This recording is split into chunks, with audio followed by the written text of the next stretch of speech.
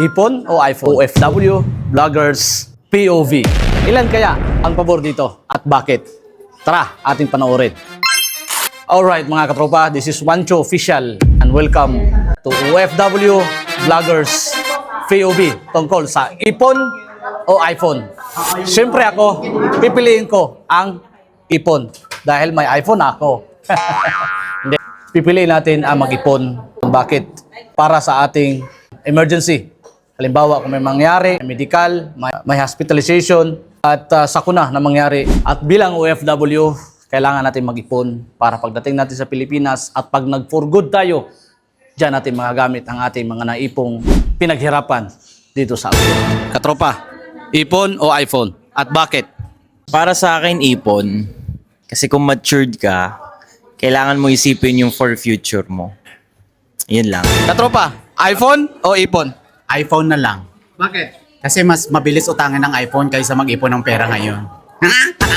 Katropa, ipon o iPhone? At bakit? Sa akin, ipon. Bakit? Kasi pag dating ng panahon, meron ka mahuhugot. Kasi ang iPhone, kung meron ka namang nagagamit, yun na lang. Okay na yun. O, di ba? Oh, madam. Alright. Ipon o iPhone? Ipon, syempre. Bakit, madam? Kasi unang-una, pag nagtatagal ka na dito sa Bahrain, sa susunod na uuwi mo, kailangan mag-iipon ka na para sa kinabukasan mo. At sa, pag umuwi ka sa inyo, sa Pilipinas, dapat meron kang ipon at meron ka pa rin sa pangkabuhayan mo para sa iyong pamilya kung nandoon na kayong lahat. Oh, kumare. Ipon o iPhone? At bakit? Siyempre, ipon. Siyempre, as a mother, siyempre may binubuhay tayo, may sinusuporta tayo. Hindi natin alam anong future nila. At siyempre, sa pag-aaral, kailangan natin mag-save para sa future nila. Yun lang. Katropa, iPhone o ipon? At bakit? Ipon.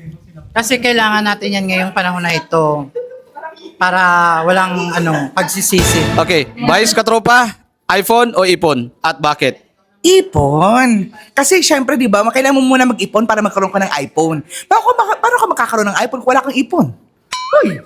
Ganun yun, di ba? Alright, katropang press. Ipon o iPhone? At bakit? Para sa akin as an OFW, Charis, I believe at ganito lang yan, depende sa pangangailangan nyo.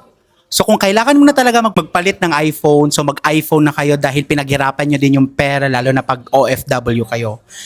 Pag hindi pa kailangan ng iPhone, mag-ipon muna kayo at unahin nyo ang sarili nyo at lalong-lalong na lahat, magtira sa sarili bago bumili ng mga luho nyo.